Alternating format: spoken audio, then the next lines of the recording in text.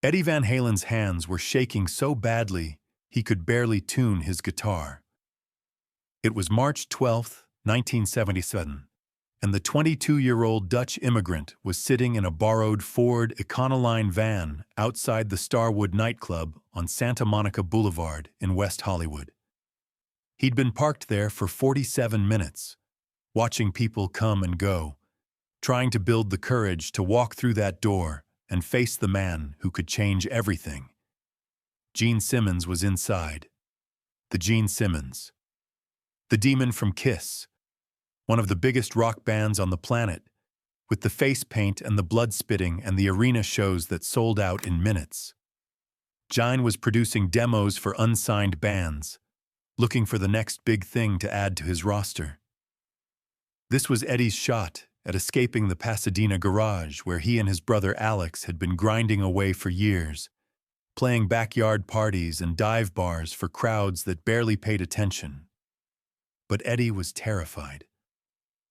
Not of performing, he'd done that hundreds of times. He was terrified of what Gene Simmons represented. Validation from the industry that had ignored him his entire life.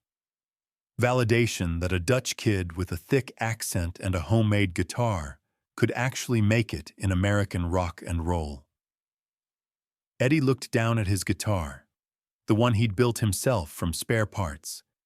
He'd painted it white with black stripes using masking tape and cheap automotive paint. It looked ridiculous, frankly, like something a teenager would slap together in shop class. Professional musicians had Gibsons, Fenders, custom-made instruments that cost thousands of dollars. Eddie had $75 worth of defective parts and a dream that felt more desperate with each passing day. His brother Alex was supposed to be with him, but Alex had food poisoning from bad shrimp at a restaurant in Glendale the night before. So Eddie was alone, which made everything worse. Alex was the confident one, the one who could walk into any situation and own the room. Eddie was the quiet one, the one who let his playing do the talking. But what if his playing wasn't good enough? What if Gene Simmons took one look at his homemade guitar and laughed him out of the room? If you want to discover the shocking truth about what happened in that audition and how it changed rock history forever, make sure to subscribe to our channel.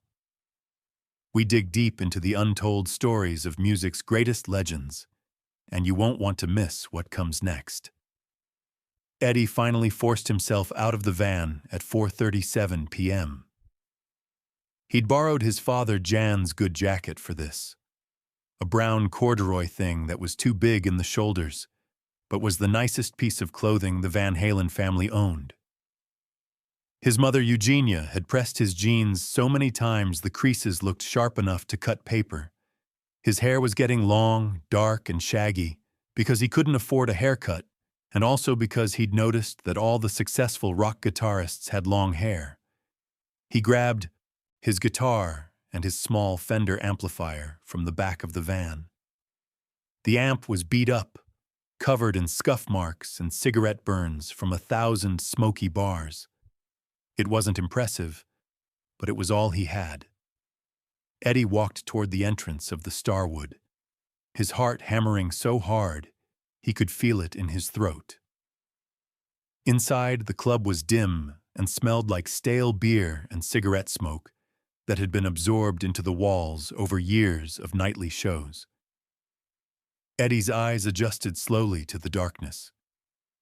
A handful of people were scattered around the room, setting up equipment, having quiet conversations. And there, standing near the stage talking to a sound engineer, was Gene Simmons. Even without the makeup, Gene was unmistakable. Tall, imposing, with that distinctive face and long black hair. He was wearing leather pants and a black shirt, looking every bit the rock star. Eddie felt suddenly acutely aware of how ordinary he looked in his borrowed jacket and homemade guitar. A woman approached Eddie from the side. She was holding a clipboard and had the efficient, no-nonsense demeanor of someone who dealt with 1,000 nervous musicians. You, Eddie Van Halen? Yes, ma'am, Eddie said, his Dutch accent making the words come out slightly wrong. He'd been in America since he was 7 years old, but the accent never fully went away, especially when he was nervous. You're late. You were supposed to be here at 4. I'm sorry. I got stuck in traffic on the 10. It was a lie. He'd been sitting in the parking lot the entire time, paralyzed by fear. The woman looked him up and down, taking in the oversized jacket and the strange, homemade guitar. Gene's on a tight schedule. You get 4 minutes, maybe less if it's not working. Set up quick. Eddie felt his stomach drop. 4 minutes. He'd prepared a whole set list. 5 songs that would showcase his range, his technique, his songwriting. 4 minutes was barely enough time for one song. He walked to the small stage and started setting up his amp. His hands were shaking so badly he had trouble plugging in the cable. Gene Simmons was still talking to the sound engineer, not even looking in Eddie's direction. Eddie wondered if Gene had any idea who he was, if Alex's phone calls to Gene's people had actually meant anything, or if this was just another cattle call audition where they'd listen to 30 seconds before saying next. Eddie plugged in his guitar and turned on the amp. The tubes warmed up with a gentle hum. He adjusted the volume, checked the tone settings, buying himself a few extra seconds before he had to actually perform. His mouth was so dry he wasn't sure he could sing if they asked him to. Gene Simmons finally turned to look at the stage. His eyes went immediately to Eddie's guitar, and Eddie saw his expression change. Not impressed, more like confused. Gene walked closer, squinting at the strange black and white striped instrument. "What the hell is that?" Gene asked. Eddie's heart sank. "It's my guitar, sir." "Did you make it yourself?" "Yes, sir. I couldn't afford a real one, so I bought parts and put it together." Gene stared at the guitar for a long moment, then at Eddie's amp, then at Eddie himself. Eddie could feel the judgment radiating off him. Here was a kid with homemade equipment trying to audition for one of the biggest names in rock music. It must have looked pathetic. "All right," Gene said, crossing his arms. "You've got 4 minutes. Show me what you can do." Eddie took a deep breath and launched into a song called "Runnin' with the Devil," one of the tracks he and Alex had been working on. It was fast, aggressive, with a riff that Eddie thought was catchy as hell. He poured everything he had into those first 30 seconds, his fingers flying across the fretboard, his right hand attacking the strings with the kind of energy you only have when you're desperate to prove yourself. But something was wrong. Eddie could feel it. The sound wasn't right. The tone was thin, weak, not at all the powerful roar he got in his garage back in Pasadena. He was so nervous he wasn't playing as cleanly as he normally did. Notes were buzzing, bending slightly out of tune. He could see Gene's expression, and it wasn't good. Eddie pushed harder, trying to make up for the weak sound with sheer intensity. He went into the bridge section, where he'd planned to do a short solo, just a taste of what he could do. His fingers found the tapping section he'd been perfecting for months, a technique where he used his right hand to hammer notes on the fretboard instead of picking them, creating a rapid-fire cascade of notes that sounded almost impossible. But his hands were sweating. His fingers slipped on the fretboard. The tapping section came out sloppy, imprecise, more like random noise than the tight, technical showcase he'd practiced 1,000 times in his bedroom. Eddie saw Gene look at his watch. Only 90 seconds had passed, and already Gene looked bored. Eddie made a split-second decision. He abandoned the song structure entirely and just started playing, improvising, letting his fingers go wherever they wanted. He hit the whammy bar, bending notes into screaming dives and pulls. He played faster, more aggressive, channeling every ounce of frustration and fear into his playing. And that's when Gene Simmons held up his hand. "That's enough." Eddie stopped mid-phrase, his guitar still ringing with the last chord. "That's enough." The words every musician dreads.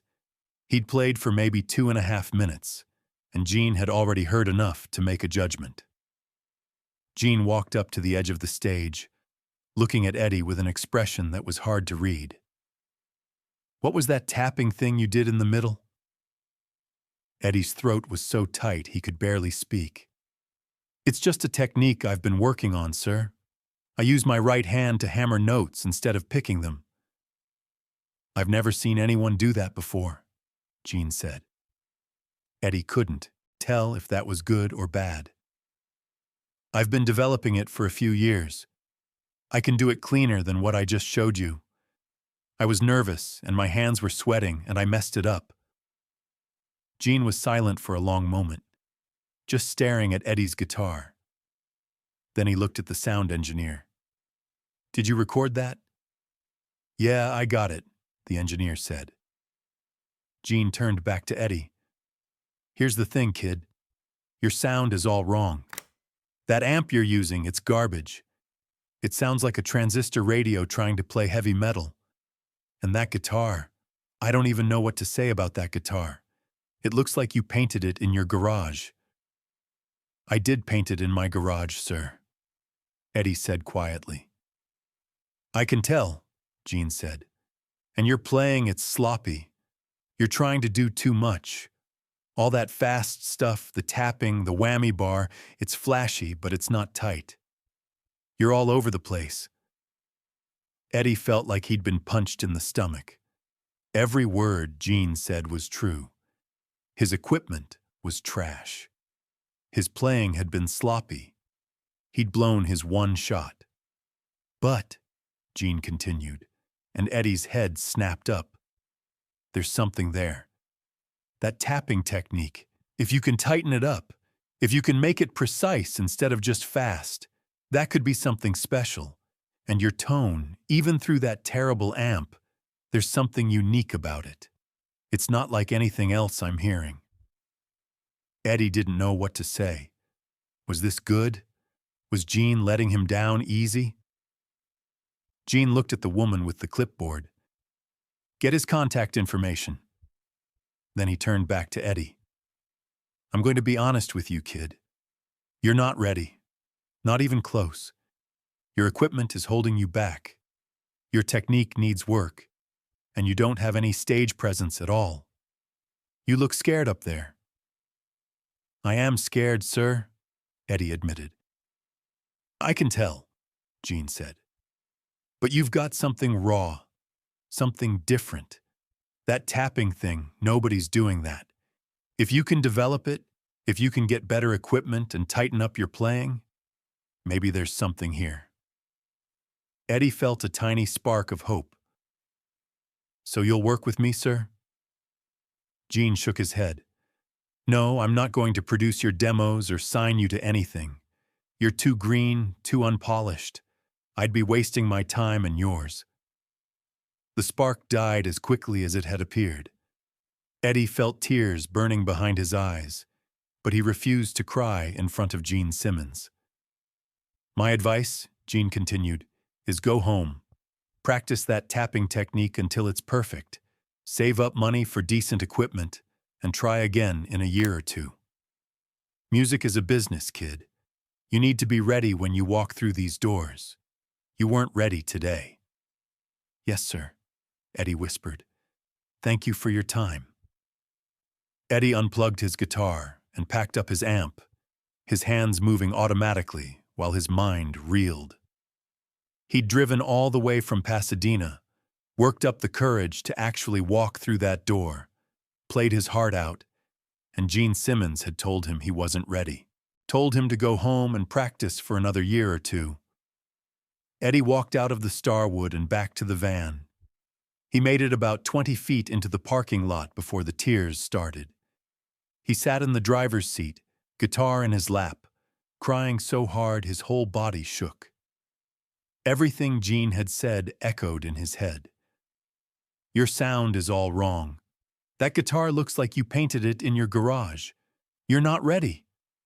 Come back in a year or two. Eddie had spent years believing he was good enough. His brother Alex told him he was the best guitarist Alex had ever heard. His mother told him he was destined for greatness. The kids at Pasadena High School had called him a guitar god, but now a real professional, someone who actually knew the music industry, had told him the truth. He wasn't ready. He wasn't good enough. Eddie cried in that parking lot for over an hour. He watched the sun start to set over Santa Monica Boulevard. Watched other musicians come and go from the Starwood, probably having successful auditions while his had crashed and burned. Watched his dreams feel smaller and more impossible with each passing minute.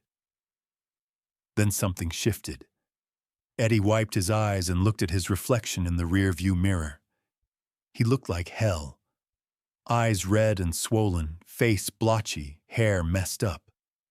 But underneath all that, he saw something else.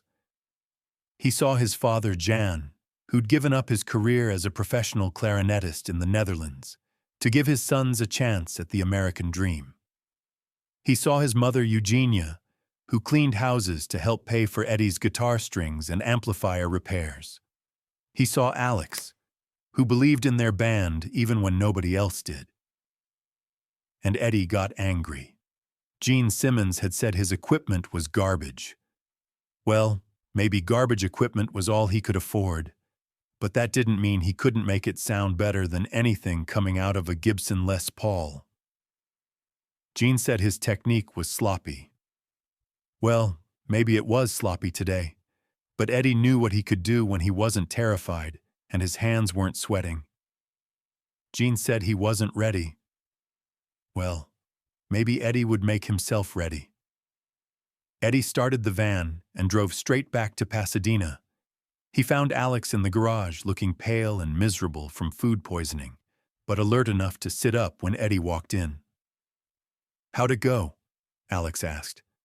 Eddie told him everything. Gene's criticism of his equipment, the comment about his guitar looking homemade, the assessment that Eddie wasn't ready and should come back in a year or two. Alex listened silently, his expression getting darker with each detail. Gene Simmons doesn't know what he's talking about, Alex said when Eddie finished. He's Gene Simmons, Eddie said. He's sold millions of records. He knows exactly what he's talking about. No, Alex insisted. He knows what sells in his world. But we're not trying to be Kiss. We're not trying to be anybody else. We're trying to be Van Halen. Eddie pulled his homemade guitar out of its case and looked at it. The black and white stripes that Gene had mocked. The defective body he'd bought for $50. The pickup he'd hand-wound himself because he couldn't afford a real one. Gene's right about one thing, Eddie said. My equipment is holding me back. This guitar, this amp, they're not good enough. So we'll make them good enough, Alex said. You've already modified that guitar a dozen times. Modify it again, make it better. Make it so good that nobody can say your equipment is the problem. Eddie looked at his brother. Alex's face was still pale from being sick, but his eyes were fierce and determined. You really think we can do this? I know we can, Alex said. Gene Simmons told you that you weren't ready. Fine, we'll get ready. And when we're ready, we won't need Gene Simmons or anybody else. We'll do this ourselves. That night, Eddie made a decision. He took a notebook and wrote down every single thing Gene Simmons had criticized. The weak sound, the sloppy technique, the lack of stage presence, the homemade guitar. Then next to each criticism, Eddie wrote what he was going to do to fix it. Over the next few months, Eddie became obsessed. He tore apart his amplifier and started experimenting with the circuits, trying to find a way to make it sound bigger, more powerful. He discovered that if he ran the amp at a lower voltage using a device called a variac, the tubes would break up in a way that created a warm, saturated distortion unlike anything he'd ever heard. It was the sound he'd been chasing in his head for years. He modified his guitar again and again, adding switches that didn't actually do anything, creating a deliberate deception so other guitarists couldn't copy his setup. He practiced his tapping technique for hours every single day until his fingers bled, then kept practicing. He worked on his stage presence, forcing himself to move more, to connect with audiences instead of staring at his fretboard the whole time. And he kept playing shows, small clubs, backyard parties, high school dances, anywhere that would have Van Halen. The band started building a following in Pasadena and the surrounding areas. Kids would show up just to watch Eddie play, to try to figure out how he was making those sounds with that strange homemade guitar. In February of 1978, 11 months after the disastrous audition with Gene Simmons, a producer named Ted Templeman came to see Van Halen play at the Starwood, the same club where Gene had told Eddie he wasn't ready. Ted Templeman worked for Warner Brothers Records, and he was looking for new talent. Eddie played that night like his life depended on it. He'd spent the last 11 months perfecting his technique, developing his sound, transforming himself from a scared kid with homemade equipment into a confident performer with a tone that nobody could replicate.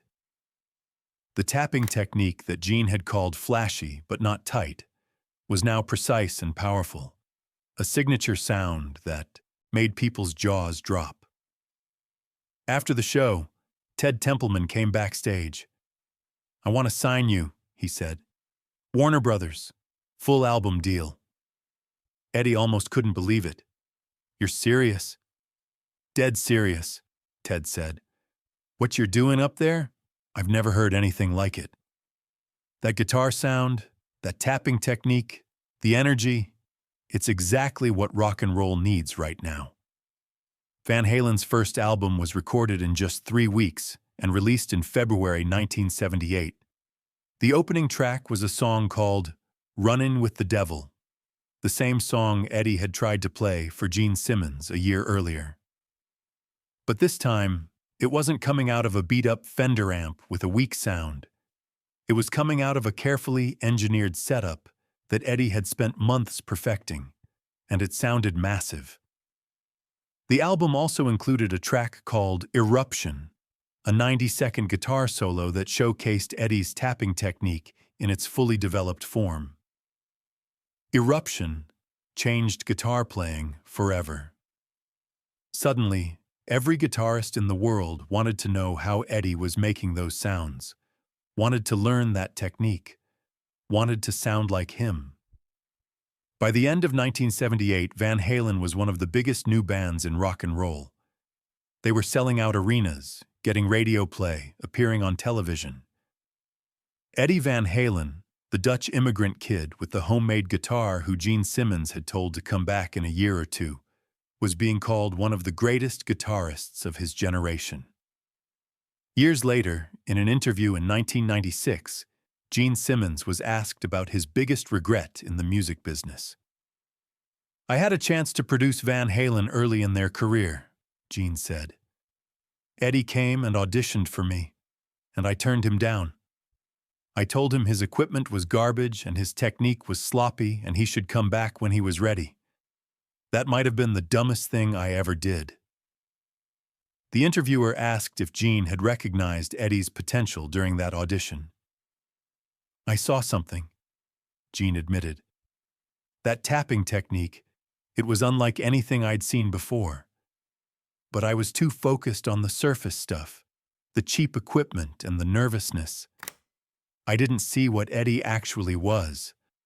I saw what he looked like in that moment, and I missed what he was becoming." Eddie himself rarely talked about the Gene Simmons audition. But in a 2004 interview, when he was asked about dealing with rejection, he brought it up. "Gene Simmons told me I wasn't ready," Eddie said. "And you know what? He was right. I wasn't ready. But instead of taking that as a final judgment, I took it as a challenge. Gene told me my equipment was garbage, so I made my equipment better. He said my technique was sloppy, so I tightened it up. He said I needed to come back in a year or two, so I came back 11 months later with a record deal." The interviewer asked if Eddie was angry at Gene for rejecting him. "Not at all," Eddie said. "That rejection was the best thing that could have happened to me. It made me prove to myself what I was capable of. If Gene had signed me right then, I might have relied on his validation instead of developing my own voice. Being told I wasn't good enough forced me to become better than good enough." Eddie pulled out his wallet during that interview and showed the reporter a small, worn piece of paper. It was from the notebook he'd written in the night after the Gene Simmons audition. On it were Gene's criticisms: weak sound, sloppy technique, not ready. And underneath, in Eddie's handwriting, "I'll show you what I can become." "I carried that with me for years," Eddie said. "Every time I felt like giving up, every time someone doubted me, I'd look at that paper and remember that being told you're not ready is just someone else's opinion. It's not a fact. It's not destiny. It's just information. What you do with that information is up to you." Gene Simmons's rejection in March 1977 could have ended Eddie Van Halen's career before it started. Instead, it became the catalyst that pushed Eddie to develop the sound and technique that would revolutionize rock guitar.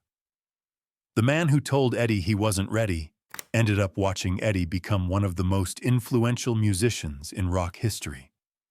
But only after Eddie refused to accept that someone else's assessment was the final word on his potential. Only after Eddie took that rejection and transformed it into fuel. Only after Eddie decided that being told he wasn't ready just meant he needed to make himself ready.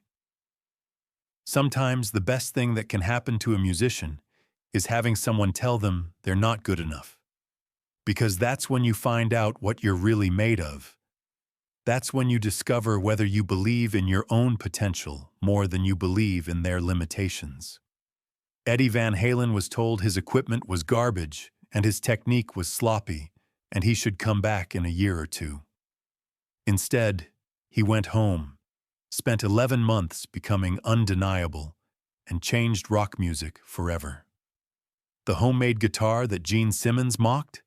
Eddie kept modifying it, kept perfecting it, until it became one of the most iconic instruments in rock history. He called it the Frankenstrat, and replicas of it are now worth thousands of dollars. The tapping technique that Gene called flashy but not tight. It became Eddie's signature sound, copied by millions of guitarists around the world. The weak sound coming from that beat-up amp. Eddie engineered it into what became known as the Brown sound, one of the most sought-after guitar tones ever created. All because Eddie Van Halen refused to accept that rejection was the end of the story. All because he took "you're not ready" as a challenge instead of a verdict. All because he believed in what he could become more than he believed in what Gene Simmons saw in that 4-minute audition.